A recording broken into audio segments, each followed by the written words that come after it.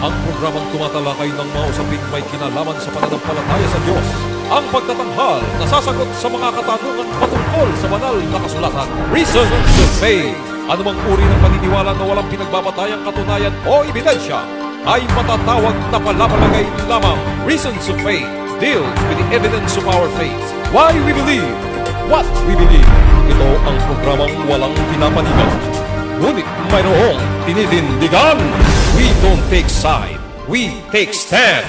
Mula sa Reasons of Faith Media Ministry Studio, Manila, Philippines. Narito si Brother Melvin Sarmiento para sa Reasons of Faith Live. Isang mapagpalang araw muli ang ipinapabot ng programang Reasons of Faith. Ito po ang ikalawang episode ng ating programa ngayong araw pong ito, April 12, 2020, sa ganap na alas 4:09 po ng hapon. Kayo po ay malugod po namin tinatanggap at kami po ay natutuwa na nakaantabay pa rin po kayo sa atin hong paglalahad ng mga kasagutan sa mga itinatanong ng atin hong mga taga-subaybay. At ngayon po mga kaibigan ay patuloy nating ipinaparating sa atin hong mga kapatid at mga kaibigan na ang programa pong itong Reasons of Faith ay meron na po tayong bagong YouTube channel. Bagong YouTube channel at kung gusto niyo pong makita ito ay puntahan niyo lang sa ating Facebook account ng Reasons of Faith. Yung atin hong link at dadalhin mismo kayo doon sa atin pong YouTube channel. At atin pong inaanyayahan na kayo po ay mag-subscribe. Mag-subscribe po kayo pag napunta na ho tayo sa ating YouTube channel ng Reasons of Faith para naman ay makatulong tayo maipalagana po ang mensahe ng kaligtasan na mula sa ating hong Panginoong Diyos. Lalo na sa kapanahonang ito na atin pong kinabibilangan ay talaga namang very receptive ang marami po nating mga kaibigan sa usapin ng pananampalataya sa Diyos. Dahil po alam naman natin ang sitwasyon ngayon sa patuloy pa ring nararanasan ng buong mundo itong problema sa coronavirus na ito. Kaya patuloy nating ipanalangin din na mabigyan ng panahon na tayo po ay makagawa naman ng atin pong gawain hindi lang sa ating pong pang-atustos sa ating mga pamilya, kundi sa gawain natin sa atin ng Panginoon. Kung medyo naantala dahil nga po sa pagpigil nitong kaaway ng Panginoon sa atin pong nararanasang ito na bunga nitong COVID-19. Ngayon, paanyaya ko rin at paalala. Ito ay paalala sa atin naman hong mga kapatid, maging maingat po tayo sa pagbibitaw po ng mga salita. Lalo na kung tayo po ay nagla-live streaming, maging sensitive po tayo sa nararamdaman ng atin pong mga kababayan at ng ating mga ating kapwa sa buong mundo. Iwasan po natin yung pagsasabi na salamat sa COVID. Huwag po tayo magsasabi ng ganon. Sa aking pakiramdam, alam ko naman kung anong ibig ninyong sabihin na nagpapasalamat kayo sa nangyari dahil lalong lumago, tumibay, marahil ang inyong pananampalataya sa Diyos at nagagamit kayo sa ministry ng Panginoon. Pero gaya ng sabi ko, maging sensitive po tayo sa mga nararamdaman ng atin hong mga kaibigan dahil hindi ho kayo dapat nagpapasalamat na may COVID-19. Magpapasalamat ba kayo na may mga kapwa o tayong namamatayan, nagkakasakit, mga kababayang nahihirapan, hindi lang kababayan, at ating kapwa sa buong mundo, nahihirapan sa sitwasyong ito. Kaya huwag na tayo magbitaw ng salitang salamat sa COVID. Isarilinin nyo na lang po yung inyong expression ng inyong faith na salamat sa COVID. Huwag ho kayo magbitaw lalo na kung naka-public ho kayo. Dahil napaka-insensitive po niyan sa mga pakiramdam ng ating kapwa, ng ating mga kababayan na namatayan ho sila. Yung iba nasa ospital. Talagang mahirap po ang sitwasyon kaya huwag ho kayo magpasalamat na may COVID-19. Again, naiintindihan ko po ang inyong expression yan ng inyong faith dahil meron po kayong mabuting karanasan, naging positibo ang inyong pananaw, pero paano naman po yung iba? So sarilinin na lang po natin, huwag nating i-ere.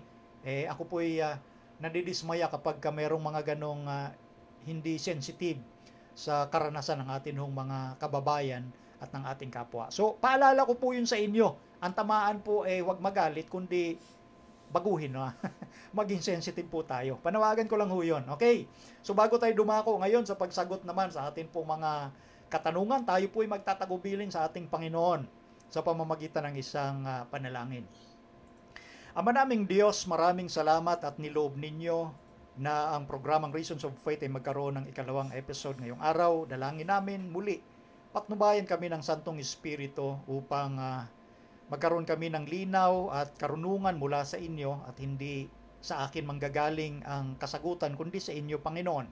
Dahil kayo lamang dapat ang siyang mangibabaw at mahayag ang inyong kapurihan, ang inyong kaluwalhatian at hindi ang aming sariling kaalaman. Dahil sa aming sarili, wala po kaming magagawa. Kaya ipinagpapasakop namin, O Diyos, sa mga oras na ito na maluwalhati kayo sa mga kasagutang ito at mabigyan ng ibayong sigla ng pananampalataya at pag-asa ang aming mga kapatid, ang aming mga kababayan na nahihirapan sa sitwasyon na nagaganap sa kasalukuyan. Naway magbigay sa kanila ng kaaliwan ng pag-aaral na ito.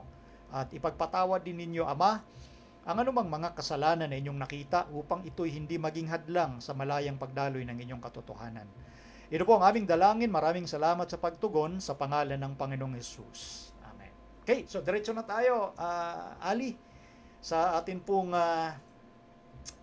tanong dito sa ating ikalawang episode. Galing ito kay Dexter Casquejo, kay Brother Dexter Casquejo. Mula pa ito sa South Korea. Sabi rito, magandang araw po. Ask ko lang po regarding sa topic nyo kanina sa date setting. Inantay ko po talaga i-discuss nyo kasi napanood ko po yung tinutukoy nyo.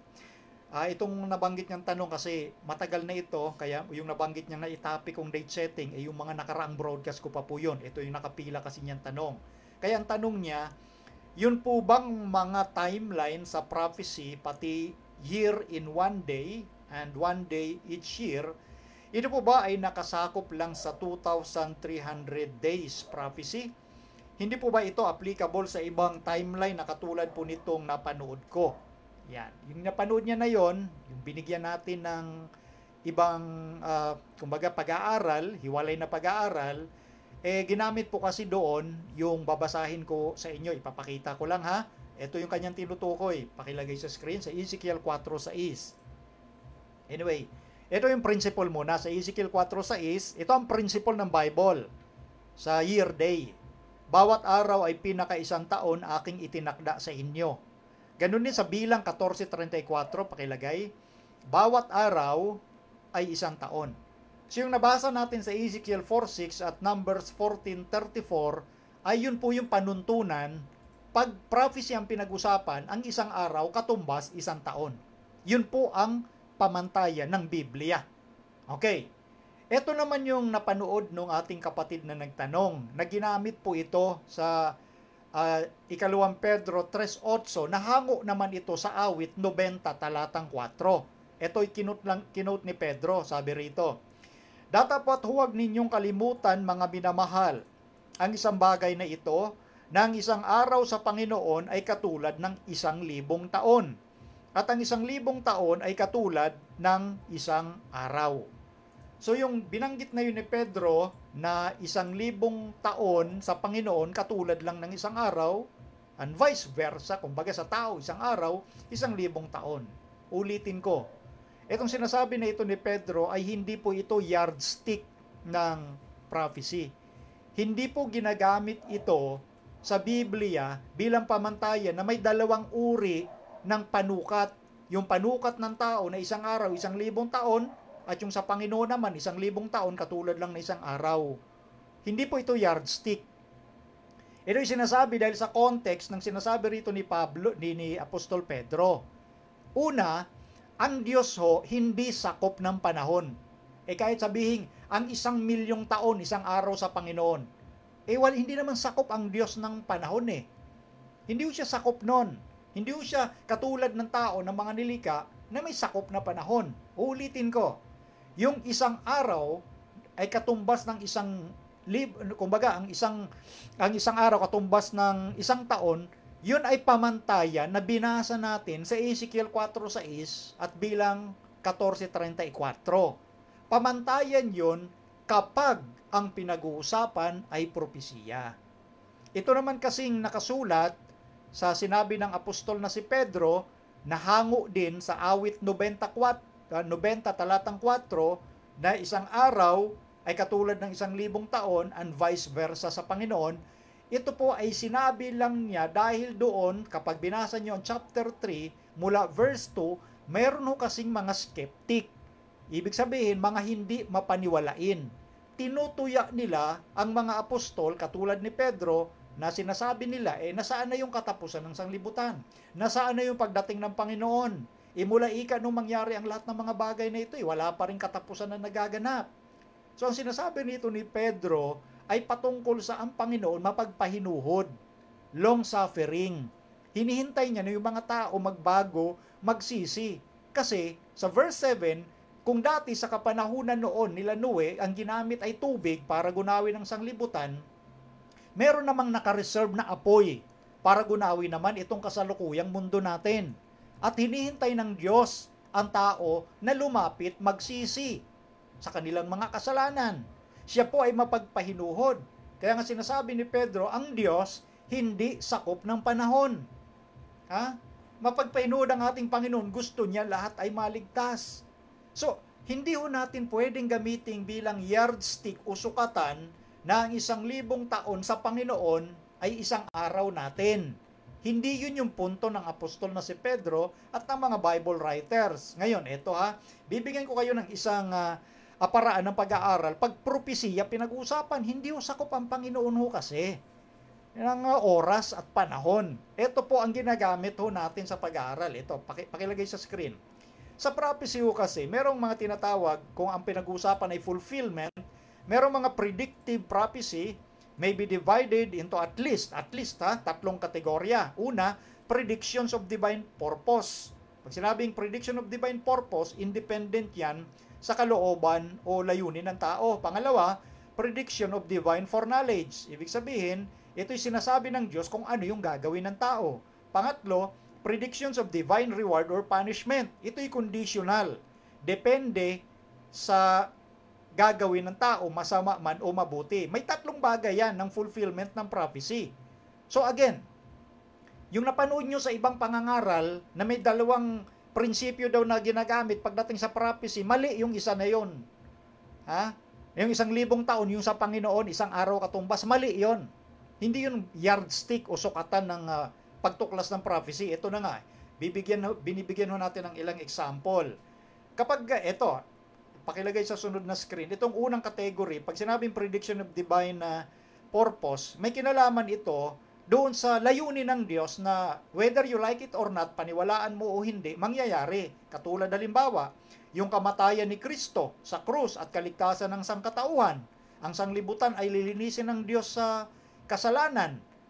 Hiwalay ito sa kagustuhan ng tao. Kaya sabi ko, ay depende yan, nakadepende sa Diyos, hindi doon sa kalooban ng tao.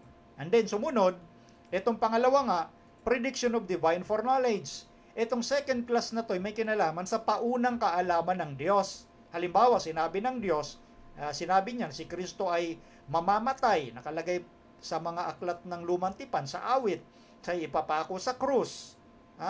Hindi nagkakamali ang Diyos kasi meron siyang kakayanan na sabihin yung mga bagay na hinaharap. Yung pagganap ng mga tao sa kamatayan ni Kristo, hindi po sinasaklawan ng Diyos yung kalooban ng tao na pupwersahin niya ang tao na magkasala, katulad ni Judas. Ipinagkakamali ng iba. Si Judas daw, hero o bayani, dahil kung hindi dahil kay Judas, hindi na pa ako ang ating Panginoon. Mali pong understanding yon. Pag sinabi ho kasi yung ikalawang bahagi, yung divine foreknowledge, paunang kaalaman ng Diyos, sinasabi lang ng Diyos kung anong nakita niya. Hindi niya pinawersa o ginabit ang taong gampanan mo yan para maganap yung sinasabi sa hula. Mali. Sinasabi lang ng Diyos ano yung nakita niya. Yun yung pangalawang bahagi. Hindi niya sinasaklawan yung kagustuhan ng tao. Kagaya halimbawa nitong i-quote ko kay Ellen White sa Review and Herald. Ang sabi rito, the prophecies do not shape the characters of the men who fulfill them. Men act out their own free will. Yung prophecy daw, Ellen, nalagay ba sa screen, Aliyah? So pakitanggal na kung nabasa na. Yung prophecy, hindi niya hinuhubog yung ugali ng tao na gumanap nun. Kundi ang tao, ginampanan nila yun mula sa kanilang sariling pagpapasya sa kanilang sariling free will. Choice ni Judas na gampanan yon. At sinabi lang ng Diyos, nakita niyang si Judas yung gaganap nun. So yun po yung sinasabi sa ikalawang bahagi, the prediction of divine foreknowledge. Ito yung mga sample ito ng kung paano yung paggamit sa Bible ng prophecy. At ito pong binabasa ko po sa inyo, ito yung paniniwala ng Seventh-day Adventist sa kabuuan. Kaya nga po yung nangangaral na ginagamit sa prophecy ika na yung 1,000 taon katulad ng isang araw, hindi aral ng Seventh-day Adventist yon. Bakit? Hindi kasi aral ng Bible yon. Misinterpretation ng tao na yon na nangaral ng ganong bagay. Nangaral na ang mundo daw matatapos 2031. Na siyang ikalawang na ring pagdating ni Kristo. Yun yung implication nun sa kanyang pangangaral. Hindi yon aral ng Seventh-day Adventist kasi hindi yon aral ng Biblia. Sabi ko nga, haka-haka lang yon. So, hindi po ako nagagalit. Kasi minsan, meron nung nanonood dyan, ipinagkakamali na nagagalit daw ako pag nagpapaliwanag. Na ako daw ay nagbabanta pag nagpapaliwanag. Siguro hindi lang sana yung kapatid na manood ng ganitong paraan ng pangangaral. Hindi ho nagbabanta. Ako po, very passionate. Yun ang term na gusto kong gamitin. Very passionate sa pag-i-express nung alam kong katotohanan na pinanghahawakan ng Seventh-day Adventist. I am very passionate to preach, pero hindi nangangahulugan na galit po ako o nagbabanta. Sabi ko nga, maring hindi lang ho kayo sanay. So, kung hindi po kayo sanay sa the way ng pagpipreach ko, marami ho tayong media ministry, doon ho kayo manood. Okay. So, ituloy natin. Yung pangatlo, the predictions of divine reward or punishment. Pag sinabi yung pangatlong paraan ng biblical interpretation, ito'y nakakondisyon. Yung gagawin ng Diyos ay nakadepende kung ang tao'y gawin niya yung tama o mabuti. So, sa pangatlong kategorya, yung action ng Diyos ay nakadepende sa response ng tao. O halimbawa, ikuquote ko na lang. Yung sinasabi sa Jeremiah chapter 18, mula 7 hanggang verse 10. Nang sabi ng Diyos, ang bansang ito ay aking ibabagsak dahil masama. Pero ang sabi niya, pero kung magbago ang bansang yan, ay pagsisisihan ko nga yung sinasabi kong masamang gagawin ko sa kanya. Ngayon, ito naman ang reverse. Pagpapalain ko ika ang bansang yan. Pero kung ang bansang yan ay gumawa ng masama sa paningin ko, susumpain ko sila. So sa makatuwid, nakapaloob siya sa ikatlong kategorya. Ang alin? Ang gagawin ng Diyos nakadepende doon sa response ng tao. Kung yung masama, nagbago, katulad ng nangyari sa mga taga Nineveh, ang sabi ng Diyos, wawasakin ko sila. Dahil masama sila, nagbago. Di hindi tinuloy ng Diyos yung pagwasak. Yung bayang Israel, ang gusto ng Diyos, pagpapalain ko yan. Gumawa ng masama, tuloy-tuloy. Di sinumpa ng Panginoon, kaya hindi na sila bayan niya ngayon. So, yun po yung nakapaloob sa ikatlong kategorya. Pag hindi ho natin pinag-aralan yung mga sinasabi nating ito, diyan maraming naliligaw ng interpretation. Kaya pumasok yung iba doon sa 1,000 taon, isang araw yan sa Panginoon. Mali ho maling paraan ng paggamit ho ng Biblia yon. Tuwiran ko hong sinasabi sa inyo. Ganun ho yun. So, ito pong mga pamamarang ito, the prophecies of this third class, ito yung conditional. Pero hindi nangangahulugang, hindi alam ng Diyos yung gagawin ng bayang susumpain o bayang pagpapalain. Kasi yung ikalawang kategory yon, pasok yun sa ikalawang kategory. Kaya wag nating paghalu-haluin. Okay? So yun po yung atin pong pagbibigay ng paalala doon sa mga nag-aaral ng prophecy. Anyway, ganito. Meron po ako mga video dati pa. At doon, scroll down nyo lang sa ating Facebook. May mga video ako doon ng explanation ng paraan ng paggamit o pagkaunawa kapag ikaw ay pumasok sa study ng prophecy. At yung tinuturo ko po na yun sa inyo, hindi galing sa sarili ko po yun. Panuntunan yun ng Seventh-day Adventist. At yun ay nakabatay sa Biblia. Kaya pinag-aralan ko rin po yun sa tulong ng Panginoon. Nakita ko tama, walang mali. So yun ang pinanghawakan natin. At ayaw ko hong magkaroon ng sarili kong interpretation kasi gaya ng pag-aralan natin doon sa mga nauna nating broadcast, lalo na doon sa date setting. Kung hindi nyo pa napanood yung video nyo, nandun lang yan. Scroll down nyo, ang title, date setting. Doon ko po ipinakita na ang church po na pinapaniwalaan natin ang si Kristo, ang Diyos, tumatahan sa bayan. Hindi yung sa paisa-isa, sa kalat-kalat, na para bagang, uy, tama yung sinasabi ng kapatid na isa na yun. Hindi. Hindi nagbibigay ang Diyos ng liwanag sa isa, dalawa o tatlo. Ang liwanag ng Diyos, ang katotohanan niya, binibigay niya sa kabuuan because Christ is represented as dwelling in His people, hindi sa isang tao.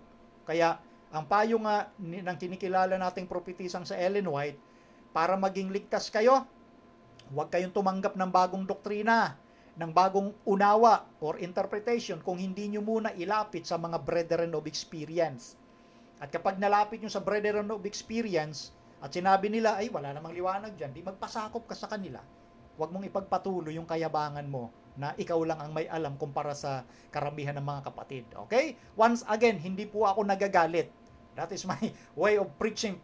Passionate ako sa pagsasabi kung ano yung katotohanan. Okay? Pasok tayo, Aliyah, sa sunod na tanong. Galing naman ito kay Jodeline Saculute. Ang sabi niya rito, hello, good evening po. Kasi gabi niya ito na forward. Question lang po.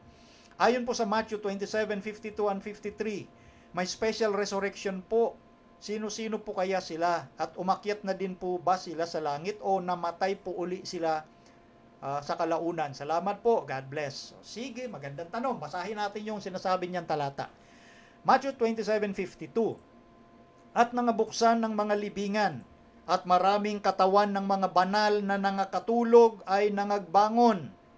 At paglabas sa mga libingan, pagkatapos na siya'y mabuhay na mag-uli, ay nagsipasok sila sa bayang banal at nangagpakita sa marami. Okay, yun ang maliwanag na sinasabi sa dalawang talata. Ngayon, ito. Tanging si Matthew lang ang naglagay ng record na ito, pero hindi niya naman ilalagay ito kung hindi niya naman nasaksihan o nakita o meron siyang saksi na nakakita ng sitwasyon. Of course, they are guided ng Holy Spirit. Kaya yan ang sinasabi natin sa Biblia. Yung mga writer na ito, hindi galing sa sarili nilang unawa yung kanilang sinusulat. Sila po'y may gabay ng banal na Espiritu ng Diyos. Maliwanag na ang ulat ni Mateo rito, nangambuksan yung libingan at marami talagang mga banal, mananampalataya ng Diyos na patay na bumangon. Pero hindi po sila bumangon doon sa time na nabuhay sila at hindi sila pumasok doon sa bayang banal sa Jerusalem hanggang sa panahong si Kristo ay nabuhay din. Maliwanag yan doon sa verse 53. Paglabas sa mga libingan, pagkatapos na siya'y mabuhay na muli, si Kristo, nung mabuhay na siya muli, nagsipasok sila sa bayang banal. So meaning, hinintay nila na mabuhay si Kristo nung araw ng linggo at pumasok sila sa Jerusalem, sa bayang banal, na nagpakita sa marami. So meaning, hindi lang si Kristo, yun pong nag-witness na siya nga ho ay nabuhay. Meron siyang mga isinamang nabuhay. At yung mga banal na yon, maliwanag sa ulat, mga banal na nangabuksan yung kanilang libingan, sila ay nangagbangon. Hindi po sila mga zombie. Sila po'y binuhay kagaya rin ng pagkabuhay ni Kristo, maluwalhating katawan. Ngayon, matapos sa dalawang talata na ito, wala nang ibang ulat pa.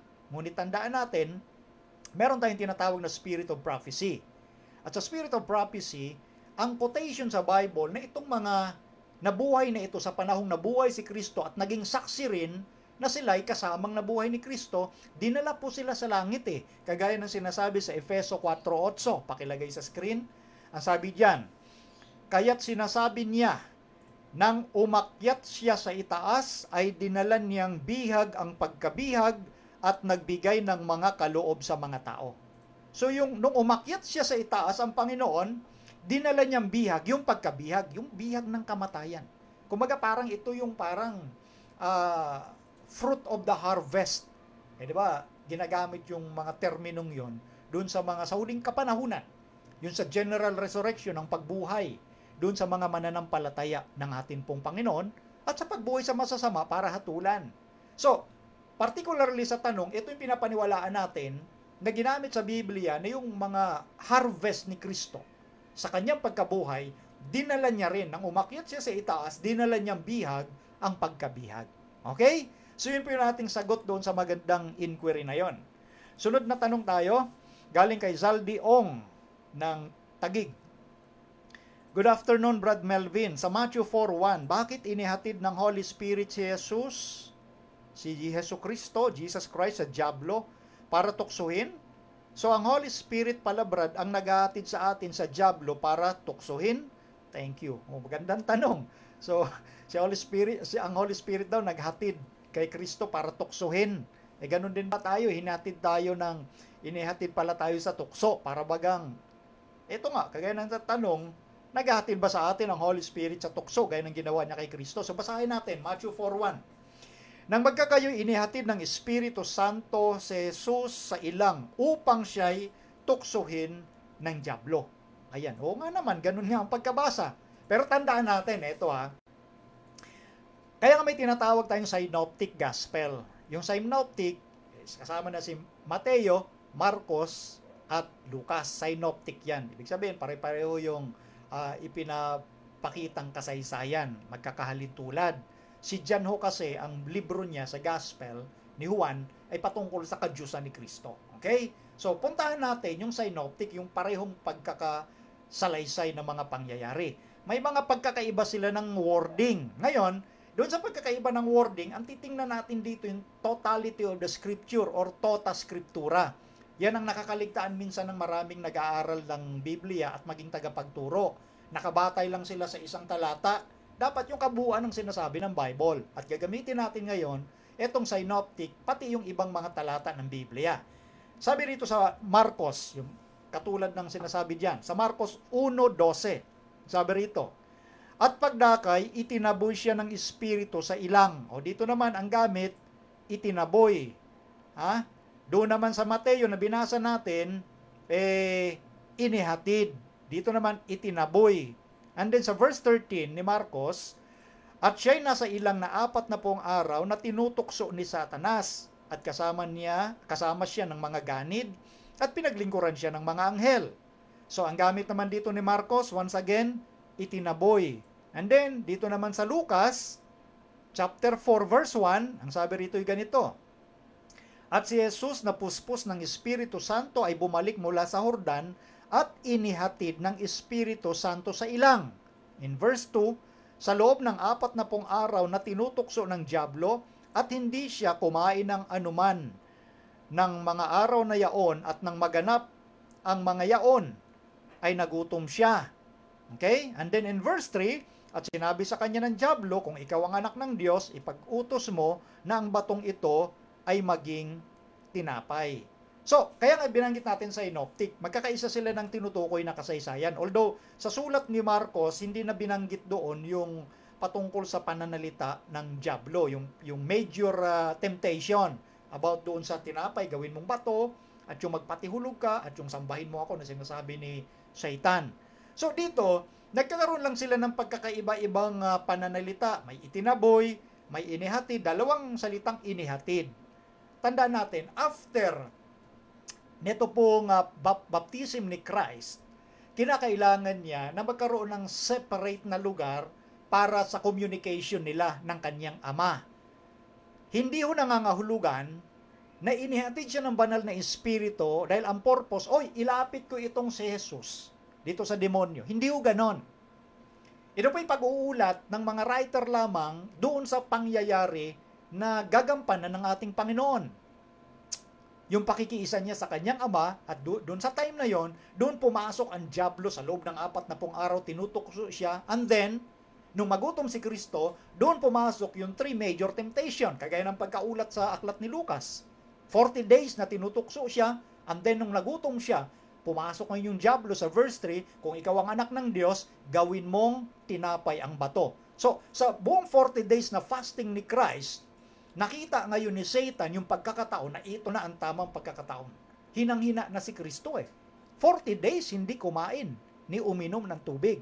Kaya doon niya ipinasok yung 3 major temptations sa isip ni Satan. Eto na, naghilong-hilo na ito. Nagdideliryo na ito sa gutom. Pagkakataon ko na to. Pero hindi purpose o layunin ng Holy Spirit na ganun nga ang mangyari. Ngayon, eto kasi, yung sinasabi nating the totality of the Scripture. Kung totoo yon na ang purpose ng Holy Spirit ay para ihain siya sa tukso at ang Holy Spirit at ang Panginoon nagkakaisa ng layunin para sa tao. Hindi ho sila magkalaban. Pakinggan nyo ang talata dito po sa Mateo chapter 6. Balikan natin na verse 13. Pakilagay sa screen. Ito yung tinurong panalangin ni Kristo sa Matthew chapter 6 at babasahin ko lang ang verse 13. Ang sabi diyan, "At huwag mo kaming ihatid sa tukso, kundi iligtas mo kami sa masama, sapagkat iyo ang kaharian at ang kapangyarihan at ang kaluwalhatian magpakailanman siya nawa." O, kita nyo? Sa itinuro ng ating Panginoon sa mga alagad, ang turo niya, manalangin kayo ng ganito, huwag mo kaming ihatid sa tukso. Kasama ito sa tinurong panalangin na huwag ihatid sa tukso.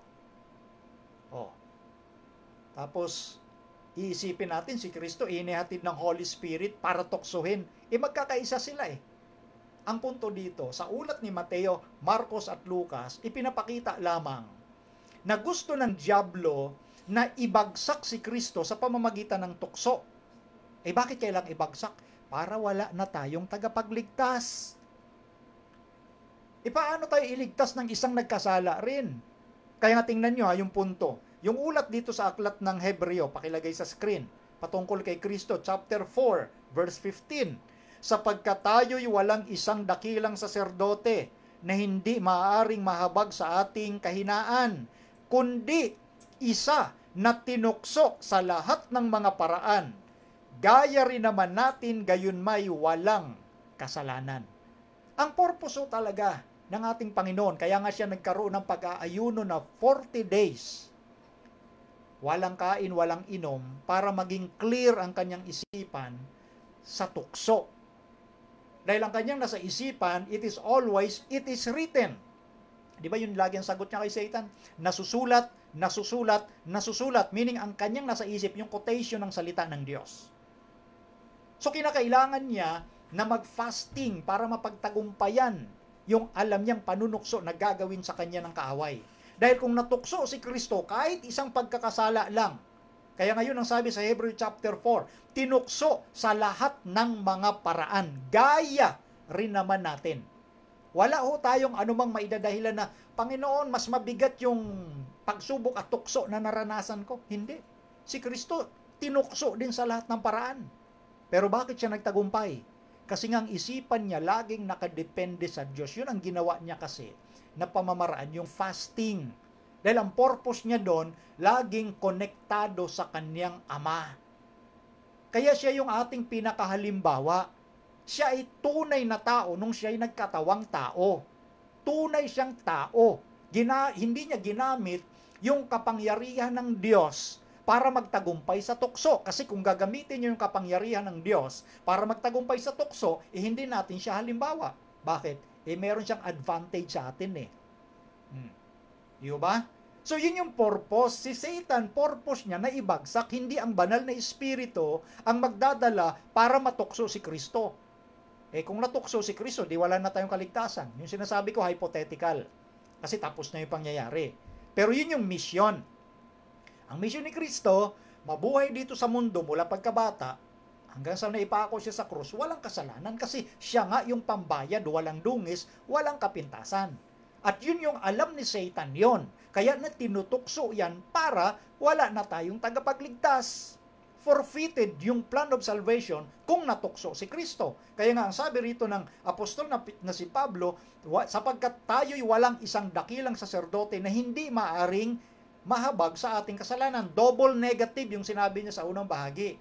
Double negative, tayo'y walang isang dakilang saserdote na hindi maaring mahabag. Double negative, ang produce nun, positive. Siya'y tinukso sa lahat ng mga paraan, gaya rin naman natin, gayon may walang kasalanan. Yun. So, hindi po ang Panginoon o ang banal na Espiritu ang lumalapit sa tukso. Dahil tinuro nga ni Kristo, ipanalangin ninyo na ilayo mo kami. Anong panalangin? Huwag mo kaming ihatid sa tukso. Tapos ang banal na Espiritu hindi alam, ihatid kita Panginoon, ihatid kita Jesus sa tukso. Hindi ho ganon. Kaya ginamit natin yung synoptic at yung the totality of the scripture, yung principle ba? Yan ang sinasabi natin. Okay, diretso tayo sa sunod na tanong. Sabi sa inyo dito mas mahahaba nating masagot kasi yung unang episode natin kanina. mahabang tanong ho kasi na dapat bigyan ng mahabang kasagutan yung issue pala na yon. Ito naman, hindi ganun malawak yung issue, kaya mabilis po nating nasasagot. Okay, next, Aliyah, pakilagay. Galing kay Neth Ether. Blessed evening bro, ano po ang mas importante? Ang pagkamatay o muling pagkabuhay ni Jesus? Paki-explain naman po para po ito sa mga kapatid natin na mga Catholics and Evangelicals na mas ini-emphasize ang muling pagkabuhay. Salamat bro. God bless. More power. Okay, maraming salamat sa inyong magandang tanong. Ganito yan ha. Huwag natin pong bigyan ng ito ang mas matindi, ito ang hindi. Kumbaga mas mataas ito ang mas, kumbaga mas lesser. Hindi ho. Yung gaya ng nabanggit ko doon sa sinundan nating tanong, si Kristo kailangang mabuhay sa mundo, walang dungis, walang kapintasan. In short, walang kasalanan. So yung itong tinatawag na buhay ni Kristo, habang siya, nung buhay pa siya, importante po yun. Yung buhay niya. Kasi kung walang dalisay na buhay, wala ding ibibigay sa atin na balabal ng katuwiran. Yung balabal ng katuwiran, yung damit ng kaligtasan, merit ni Kristo yun. Yung buhay niya malinis, walang kasalanan. Ngayon, kung nagtapos lang doon sa buhay na malinis at hindi naman siya pinatay, wala ring silbi yung gagawing kaligtasan. Dahil kinakailangang mamatay ang ating Panginoon. Eto ang sinasabi ng apostol na si Pedro, sa unang Pedro 2:21, pakilagay, ang sabi rito, sapagkat sa ganitong bagay kayo'y tinawag, sapagkat si Kristo man ay nagbata dahil sa inyo, na kayo'y iniwanan ng halimbawa upang kayo'y mangagsisunod sa mga hakbang niya. Verse 22, na siya'y hindi nagkasala o kinasumpungan man ng daya ang kanyang bibig. Verse 23, na nang siya'y alipustain ay hindi gumanti ng pag-alipusta, nang siya'y magbata ay hindi nagbala, kundi ipinagkatiwala ang kanyang sarili doon sa humahatol ng matuwid. So napansin niyo po yung mga talatang sinabi ni Pedro. Yun yung purpose ng buhay ni Kristo. Iiwanan tayo ng alin? Halimbawa. Kaya ang nabanggit ko kanina, kung hindi siya tunay na tao, doon sa panahon na siya'y nagkatawang tao, of course, hindi natin pinag-uusapan ng kadyusan. Sa katutubo, si Kristo, Diyos ho talaga yan. Dinagdagan niya yung kanyang likas. Likas na Diyos at likas na tao. Yan nga yung mystery na sinasabi ng apostol na si Pablo. Sa 1 Timothy chapter 3, verse 16. That without controversy, great is the mystery of godliness. That is mystery. Paano mangyari na sa isang persona may dalawang likas? Likas na Diyos, likas na tao. Sa Diyos hindi imposible. Sa Diyos hindi hiwaga. Sa atin hiwaga yon. Kaya ang sabi ni Pablo, walang pagtatalo. Dakila ang hiwaga ng kabanalan. God was manifest in the flesh. Kaya nga ang punto, hindi natin pinag-uusapan dito yung kadyusan ni Kristo. Ano ho? Kaya nililinaw ko lang, baka ma-misinterpret ng iba yung sinasabi kong, tao siya talaga rito. Kasi nga, nagdagdag siya ng nature, ng likas bilang tao. Idinagdag niya sa kanyang katutubong likas na Diyos. So, nung panahon siya ay nagkatawang tao, taong-tao siya sa likas na kalagayan. Kaya siya ay ating halimbawa. Sabi nga ni Pedro, iniwanan tayo ng halimbawa. Kaya nga ang argument, kung hindi siya taong-tao, nung siya ay nagkatawang tao, ayoko siyang sundan. Bakit? Kung ginamit niya yung kadyusan para magtagumpay sa kasalanan, paano pa maging example? Wala naman tayong kadyusan. Tao tayo So therefore, hindi mandaraya ang Panginoon. Sa kanyang likas na kalagayang tao, nung siya'y nagkatawang tao, tiniis niya ang lahat ng panunukso, nag-iwan ng mabuting halimbawa, para tayo na tumitingin sa kanya, magsisunod sa mga hakbang niya. Ano ba yung hakbang niyang inihalimbawa? Na siya'y hindi nagkasala, bagamat tayo'y makasalanan talaga. Dahil ang nature natin bumagsak sa kasalanan. Si Kristo, hindi kinasumpungan ng daya ang kanyang bibig. Walang kasinungalingan.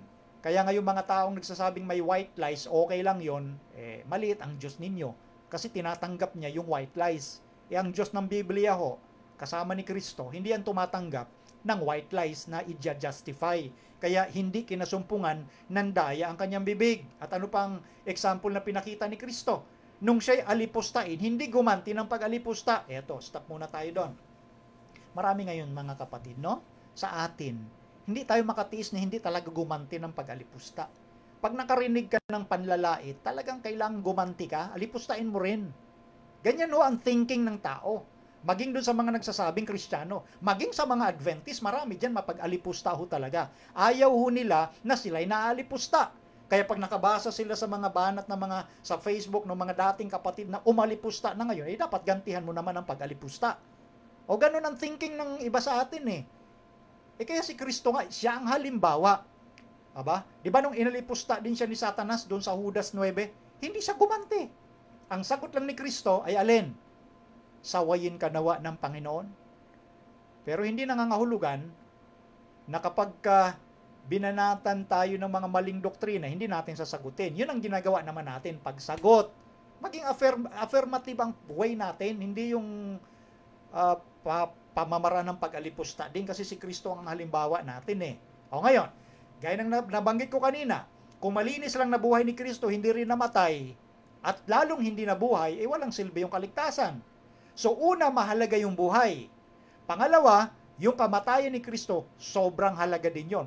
Sobrang halaga kung paano rin siya nabuhay na walang kasalanan. At yung pagkabuhay niyang muli, lalong sobrang halaga rin yon. Bakit? Tingnan niyo, sabi ng apostol na si Pablo, unang Korinto 15:17. Pakilagay sa screen.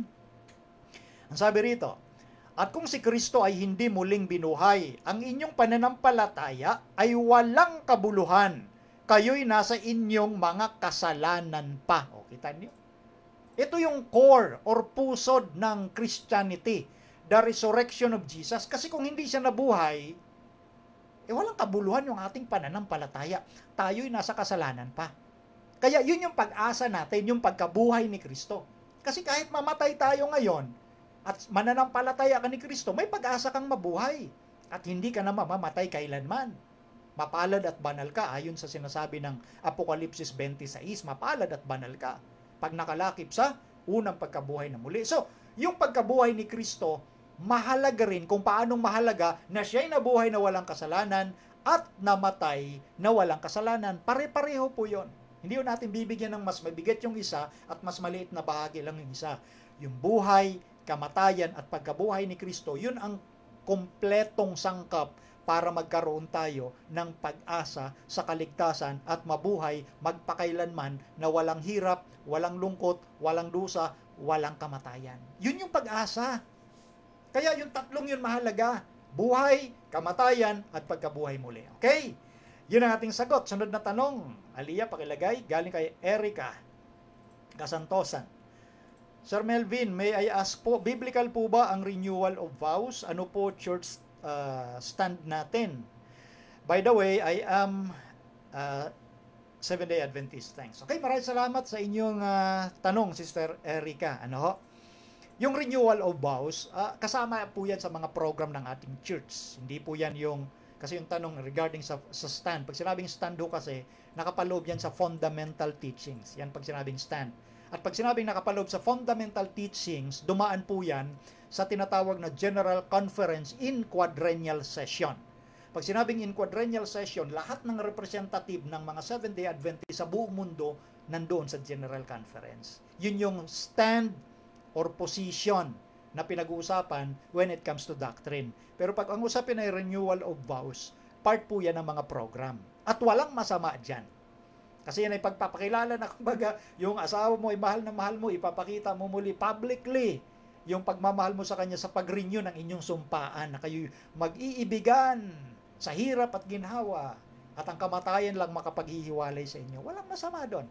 Kagaya yan ng pagbibigay ng tinatawag na mga program na pagkilala sa ama at sa ina. Wala namang masama doon. Pagkilala sa magulang, sa nanay, walang masama. Wala akong nakikitang masama doon. Pagkilala sa magulang, sa kanilang sakripisyo, sa kanilang mabubuting gawa, sa pagpapalaki ng mga anak, part yan ng mga program lamang. Okay? Yun po yun. Walang masama ho doon. Bagamat hindi kasama sa mga official position ng church, pero walang masama kung Biblia ang pag-uusapan. Kasi ito'y bahagi lang ng tinatawag na, may tatlong punto kasi. In essential, there is unity. Pag sinabing essential, yun nga, mga fundamental doctrines, dapat magkaisa tayo dyan. Although, ang Iglesia ng Panginoon, tandaan ninyo, binabaka lagi ng kaawayan. Mula pa sa iglesia sa ilang, laging may kontrabida. O iglesia ng Panginoon yun, pero maraming kontrabida. Kagaya ni Korah, Dathan, at Abiram. Kaya huwag kayong maniwala na pag iglesia ng Panginoon na tunay, nagkakaisa lahat, mali. Maling argument yon. Dahil from the time na itinatag ng Diyos, iniligtas yung kanyang iglesia, maraming kontrabida. Buti si Moses, maamo eh. Hindi ho talaga siya napipikon. Isang beses lang siya napikon eh. At yun ang dahilan kung bakit di siya nakapasok sa lupang pangako. Pero pinasok naman siya sa langit. Nung panahong nasa libingan siya, sinundo siya ni Miguel Arcangel eh. Di ba? So, nabanggit ko lang yon kasi nabanggit ko yung in essential, there is unity. It doesn't necessarily mean sa mga fundamental teachings natin, walang mga lumalaban dyan. Meron, kontrabida tawag doon. Panahon pa ni Moses, panahon ni Kristo, panahon ni Ellen White, maraming kontrabida dyan. But, kailangan magkaisa tayo sa iglesia sa usapin in essential. Sa mga mahalagang bagay, there is unity. Doon sa mga non-essential, there is liberty. Ito, kagaya nito, mga renewal of vows, pagbibigay ng papugay sa magulang, sa ama, sa ina, part po yan ng mga non-essential. Meron tayong kalayaan dyan. Pangatlo, dapat nandyan lagi yung love. Pag-ibig, yung charity. So, ulitin ko, sa mahalagang bagay, sa mga fundamental, magkaisa tayo dyan. Pangalawa, sa mga non-essential, liberty yan, kalayaan natin yan. Kagaya nitong renewal of vows. But all in all, always love or charity. Yan ang tandaan natin dahil ganyan tumatakbo ang ating church. Magpasakop tayo sa panuntunan ng ating church. Nagmumula yan sa General Conference. Gumagalaw si Kristo ang Diyos sa kanyang bayan. Yun po yun. Huwag tayong maniwala sa mga kalat-kalat na mga opinyon. Tandaan natin, lagi nating tingnan paano gumagalaw ang church at dapat nandyan tayo sa isang linya ng paggalaw ng church. Dahil bagamat maalon yung ating paglalakbay, ginagamit ko mga symbol, maalon ang paglalakbay ng Iglesia ng Panginoon, pero tinitiyak ng Diyos, makakarating tayo na mapayapa sa daungan. Dahil ang ating kapitan, si Kristo. Okay? Next na tanong. Galing kay Projen Buhawi. Good afternoon, Brother Melvin. Mayroong congregation ngayon na kapag hindi daw tayo gumagamit ng original na pangalan ng Diyos, Yahweh, at anak, Yeshua, ay wala raw kaligtasan. Kasi ang Panginoong Jesucristo ay impostor daw dahil anak ng tao. At si Yeshua ay anak ng amang Yahweh. At ang pinaka panindig balahibo ay pinaparatangan ang ating Panginoong Jesucristo na 666. At may sarili silang computation sa pangalan ni Christos o Christos sa bilang ng alphabet. Multiplied silang computation. Next slide, Dalia. Next slide silang computation sa pangalan ni Christos o Christos sa bilang ng ito pala yun. Sa bilang ng alphabet multiplied by 6 each letter. Yun ang pagkaintindi nila sa Revelation 13. Unang sagot, maling-mali po ito. Naalala ko tuloy yung isang na disfellowship na grupo ng ating mga kapatid. Nadalaw namin yung ni Brother Nanding. Hindi ko nababanggitin kung saan. Ito rin yung paniniwala nila. Yung tipong gamit ng pangalang Yahweh na pag hindi ka mo ginamit yan, pati mga Yeshua, at ginamit mo lang Jesus, wala kang pag-asa sa kaligtasan. Maling-mali, wala nang mamali. Sa lahat ng mali, ito ang pinakamali na paniniwala. Bakit ko nasabi yun? Tandaan ninyo nung nabanggit kong nakausap ko yung ilan sa mga may paniniwalang ganito, sinubok ko Ito bilang patutuo sa inyo. Wala ho sa Biblia yung mga aral nila na pag hindi mo binanggit o pinaniwalaan yung word nga na Yahweh, hindi yan yung original na pangalan. Tandaan ninyo, ang original na pangalan ng Diyos, yung proper name of God, ay yung 4 na Hebrew letra, yung consonant na Yod, He, Waw, He. Sa modern pronunciation, yung Waw naging Vaw. Vav pala, Vav. Pero sa original, Waw. Yod, He, Waw, He. Yun ang 4 na letra, yung na-transliterate na YHWH. Yung pagbasa naman sa Hebrew, from right to left. Pagbasa natin sa English, from left to right, kaya YHWH, pero sa Hebrew, Yod, He, Waw, He. Yun ang original na pangalan. Yung mga Yeshua na mga ginagamit nila, mga transliteration po lamang. Alam nyo, ito ituloy ko. Yung mga naniniwala sa ganito, una, hindi naman ho talaga sila sanay magbasa ng Hebreo maging Grego. Wala silang kamalay-malay doon. Maging sa Hebrew grammar at Greek grammar, wala rin po silang kamalay-malay doon. Ilan na pong sinubo ko dyan sa usaping yan. Meron ngang isang nakausap ako, galing pa sa Israel, missionary daw siya. Nagsusulat-sulat ng konting Hebrew na karakter, pero nung sinubo ko sa pagbasa ng Hebrew at pagsulat ng Hebrew, walang alam, kinabisado lang. So, ang ibig ko sabihin, itong mga taong ito, mga pasikat lang po ito. Para masabing iba sila. Pero, pag sinalins mo na magbasahan kayo ng Hebrew at Greek, hindi marunong magbasa yung mga yan. So, paano nila masabi na dapat ang gamitin mo lang ay yung original na pangalang Yahweh, which is in the first place nga, hindi original yan. Pati yung Yeshua. Yeshua, yung mga Hebrew pronunciation po yan. Pag i-transliterate at translate sa English, Joshua, o yung iba, Jesus. Walang problema po yon. Yung mga translations, tama lang po yun kasi nga, iba-iba yung lengguwahe ng tao sa mundo. So, ipinaparating ng Diyos yung kanyang salita doon sa lengguwaheng naiintindihan ng mga tao para ang ebanghelyo may ipangaral sa buong mundo. Wala pong aral sa Biblia na kapag hindi ka gumamit ng original na pangalan ng Diyos, hindi ka maliligtas. Walang-wala. Sinasabi po natin sa inyo ng tuwiran. Walang ganong aral. Yung mga mababasa nilang pangalan ng Diyos, minsan ho, o madalas sa Biblia, pag sinabing pangalan, hindi agad nangangahulugang proper name. Pag sinabing pangalan, pwede rin niyang kumatawan sa karakter. For example, i-quote ko yung nasa Exodus 34 verses 5 up to 7. Kasi si Moses doon, sinasabi niya, Panginoon, ipakita mo sa akin ang iyong kaluwalhatian. Ipakita mo sa akin ang iyong pangalan, sabihin mo ang pangalan mo sa akin. And then sumagot ang Panginoon, itatanyag ko ang aking pangalan. Nung tinanyag o sinabi ng Panginoon, ang sinabi niya doon, patungkol sa kanyang karakter. Ako'y puspos ng kahabagan, mapagpatawad ng mga kasalanan, nahahabag sa mga libo-libo. So, karakter ang inihayag. So, meaning, pag sinabing pangalan sa Biblia, hindi lang nangangahulugan, proper name, kundi karakter, ugali. So, ito ang nami-misinterpret ng grupo ng mga to. Sabagay ko, konti lang tong mga to. At itong mga taong ito, mga kinukompute nila yung pangalan, yan nga yung panganib eh. Mahilig sila sa compute. Kaya kayo, eto ha, ang tekniko po sa inyo dyan.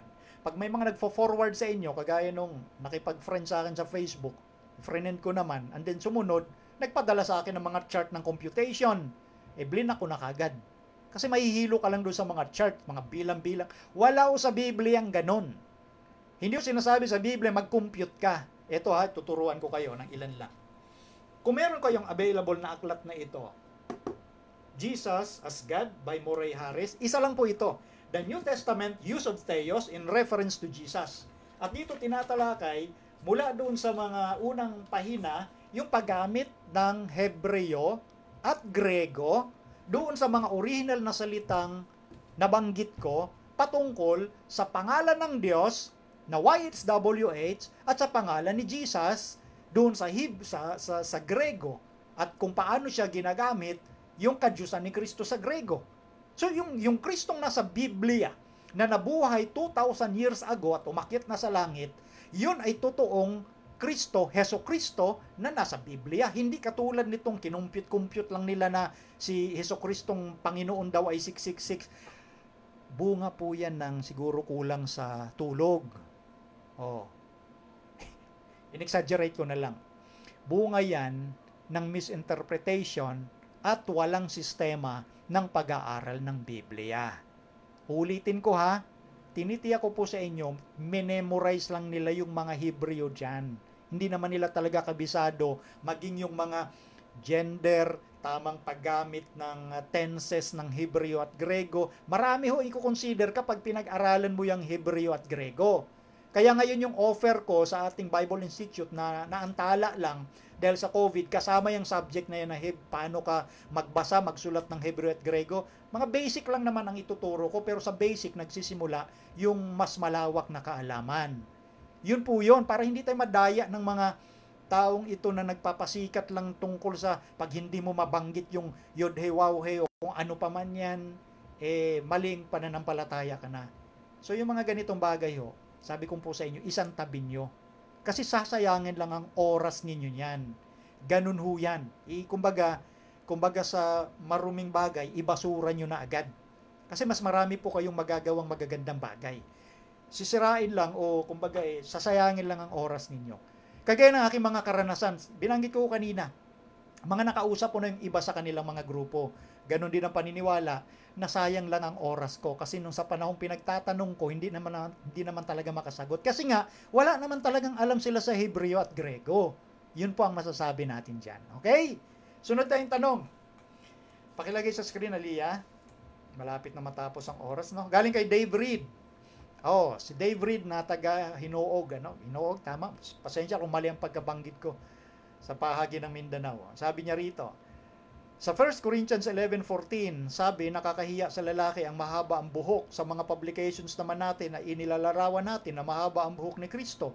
Di kaya nilabag natin ang nakasulat diyan sa unang Korinto 11:14 at ginawa nating kahiya-hiya ang Panginoon? Maraming salamat po sa inyong magiging sagot. Okay, maraming salamat sa magandang tanong, Dave Reed, no? Ganito yan.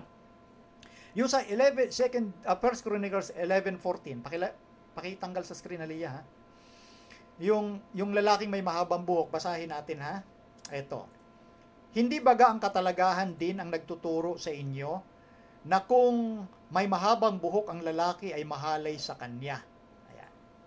Tama po itong sabi ng apostol na si Pablo. Pero sabi nga dito sa tanong, bakit inilalagay sa mga publications daw yung pagsasalarawan tungkol kay Kristo na mahaba ang buhok? Okay. Ganito yan, ha? Tingnan muna natin yung sinasabi ng apostol na si Pablo dito. Ang lugar, Korinto. Sa Korinto po kasi, merong tinatawag na negative connotation. May mga ganitong pag-aaral. Nabasa natin yun sa mga record ng pag-aaral ng mga scholars, maging ng mga theologians, no? Bagamat iba't iba yung kanilang sinasabi, pero titingnan natin yung gustong iparating ng apostol na si Pablo, doon nakapartikular sa tinatanong po ninyo. Ito pong lugar ng Korinto ay matinding sitwasyon ang lugar dito. Marami ho ritong mananamba ng Diyos-Diyosan, maraming templo ng mga Diyos-Diyosan. So, merong mga tinatawag na mga gawain, ang mga pagano na dapat hindi mo ina-associate kapag ikay Kristiyano na.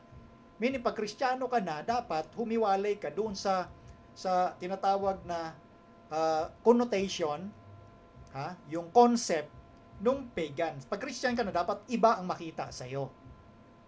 Kasi uso doon sa mga pagan, nung panahong yon, pag mahabang buhok ang lalaki, lalo na sila ay mga male prostitute. Sabihin, yung connotation, yung iniisip agad, pag mahabang buhok ang lalaki, prostitute. Kaya kahalay-halay. Pag Kristiyano ka na, dapat hindi ganun ang look. So, every generation natin, mayroong mga tinatawag na separation kung paano mo makita ang tunay na lingkod ng Diyos sa kanyang pananamit pa lang. Meron talagang separation dyan. Makikita mo ang pagkakaiba ng passion of this world kaysa doon sa pananamit ng mga Kristiyano. Sa panahon noon, may mga ganong connotation din. Kaya, anyway, by nature, sinasabi ni Apostol Pablo dito, na pag mahabang buhok ang lalaki, mahalay sa kanya. So, dapat, pag Kristiyano ka, hindi dapat ganon. So, ngayon, sa mga libro, kunyari sa publication na nakikita natin, mga mahabang buhok, yan o kasi, kumbaga, ano na lang yan understanding ng mga artist. Pero tandaan natin na wala namang sinasabi sa Biblia regarding kung gaano ba kahaba para masabing mahaba. Wala hong ganong standard sa Bible. Ang mahaba ba ay hanggang batok o hanggang balikat? Walang ganon. So, yung usapin ng pagiging mahaba ang buhok ay pwede nating tukuyin doon sa mga Nazarite, mga Nazareno, na mahaba na hindi pwedeng magpaputol dahil meron silang tinatawag na panata. O yun, sa Old Testament may mga Nazarite, hindi pwedeng magpaputol ng buhok. So, yung mahabang tinutukoy naman dito sa Korinto, yun yung usapin regarding sa mga connotation na dapat iba ka, iba yung tingin, yung galaw, yung pananamit mo, kaysa doon sa mga pagan na associated doon sa mga maling gawain katulad ng prostitution ng lalaki. Okay? So, ganun po yun. So, wala ho namang masama sa mga lumalabas na yan din sa mga publication na pagre-represent ho yan ng mga artist na gumawa nung usapin na ganun. Pero, walang issue tayo dyan. Yan yung binanggit ko kanina sa tanong na una regarding sa sa program na renewal of vows, part lang yan ng mga non-essential.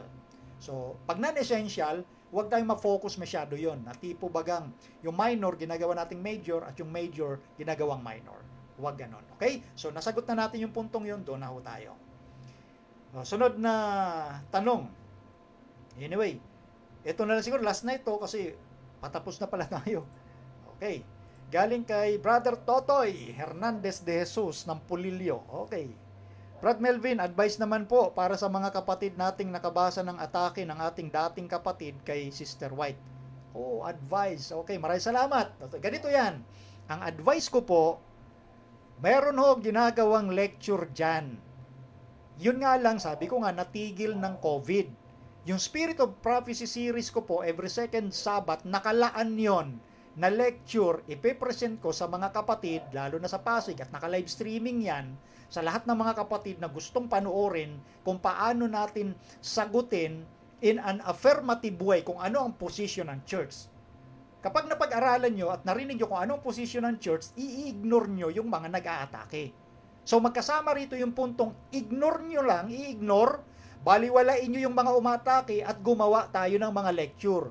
Lalo na doon sa mga kapatid natin sa iba't ibang media ministry o kung sino mang layman natin o baging pastor natin. Ang gawin nyo po, mag-lecture kayo sa kanya-kanyang local churches. Huwag basta-basta lang i-ignore. Ha? Kasi, minsan kasi kapag ini-ignore yan, ang akala ng iba nating kapatid na walang alam, tama yung sinasabi ng umatake. So meaning, sinasabi ko, at the same time, mag-lecture kayo, kapag narinig ng mga kapatid yung tamang pagpapaliwanag, mai-ignore nyo na yung mga atake na yon. Bakit? Kasi yung mga atake na yon, lumang atake na yon. Wala naman hong bago dyan. Ganun ang aking masasabi. So, siyempre kaya nagiging bago sa iba, yun nga ang ano dito, medyo malungkot. Iba kasi talaga sa ating kapatid, hindi nag-aaral. Kaya yung iba madaling napapaniwala. At yung iba madaling nalulungkot na parang tama yung atake kay Ellen White at sa Sanctuary kasi po, hindi po kayo nag-aaral. Kaya nga ang ginagawa, particularly ng Reasons of Faith, Media Ministry, nagle-lecture tayo. Hindi lang doon sa local church, naka-live streaming, para maipaabot na yung mga attacking yun, luma na yun, walang bago dyan. Okay?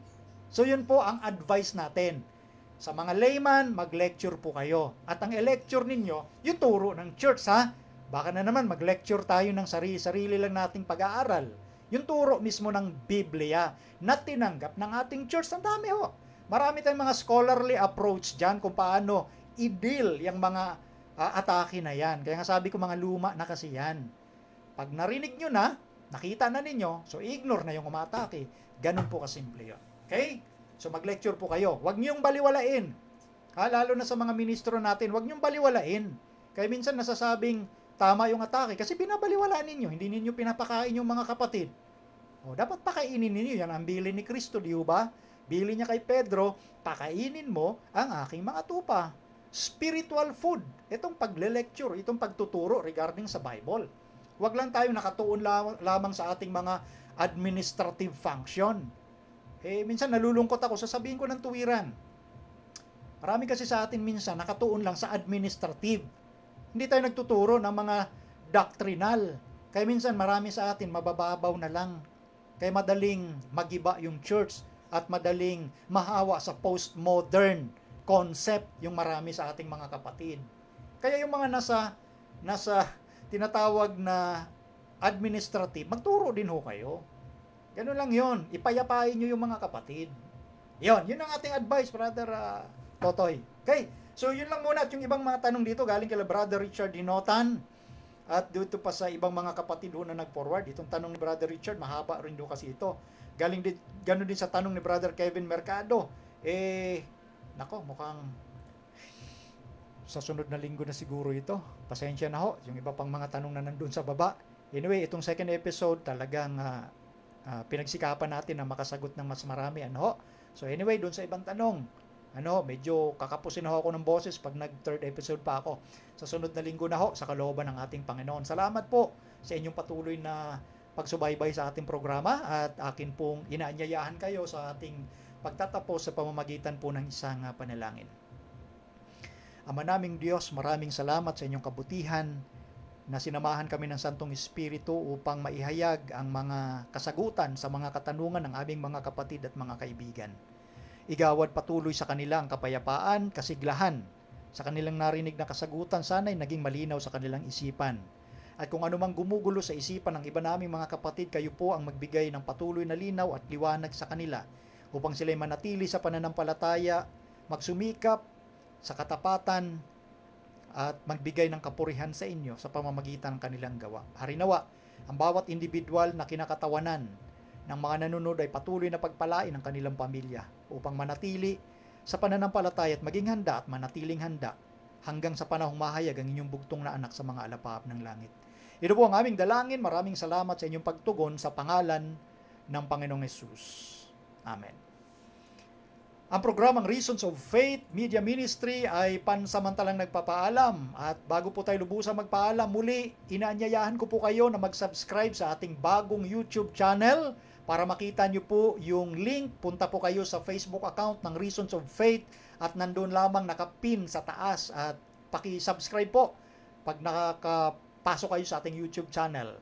So pagpalain tayong lahat po ng atin pong Panginoon, sa lahat ng bumubuo ng Reasons of Faith Media Ministry, sa aking nakaagapay, Princess Alia Sarmiento bilang ating technician, at ang aking may bahay, Made in Sarmiento. Ito po si Brother Melvin Sarmiento na nagsasabing, pagpalain tayong lahat ng ating Panginoong Diyos.